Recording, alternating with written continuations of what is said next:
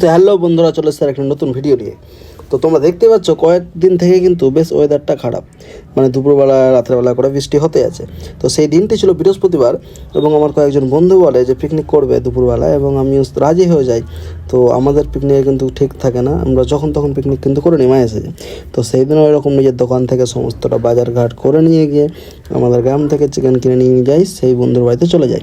এবং সেদিনের আমাদের পিকনিকের আইটেম ছিল চিকেন কষা আর পমফ্রেট মাছ ভাজা। তো প্রথম থেকে যেহেতু কাজে ব্যস্ত ছিলাম, তাই প্রথম থেকে ব্লগটা দেখানো হয়নি।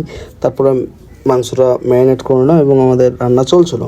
তো ওয়েদারটা দেখতে পেলে, ওয়েদারটা কিন্তু দারুণই ছিল। তো অলরেডি পমফ্রেট মাছ ভাজা রেডি, সেটা খাওয়ার জন্য স্যালাড রেডি করা হচ্ছে, শসা পেঁয়াজ লেবু কাটা হচ্ছে। আর কাজের মাঝেই এই যে দেখতে পাচ্ছ আমাদের সেদিনের পিকনিকের এটাও একটা সঙ্গী ছিল, তার সাথে কিন্তু একটু খেলে নিচ্ছিলাম। এবং এগুলো করতে করতেই কি হয়ে যায় যে চিকেন কিন্তু রেডি হয়ে যায়, অলমোস্ট রেডির দিকে চিকেন কষা হয়ে যায়। তো তারপরে টিফিন করতে বসে যায় সকলেই, পমফ্রেট মাছ ভাজা, স্যালাড, পেঁয়াজের বেরেস্তা সব কিছু দিয়ে। এবং তারপরে কি হয় যে চিকেন কষা হয়ে যায় এবং আমাদের পিকনিকটি কমপ্লিট।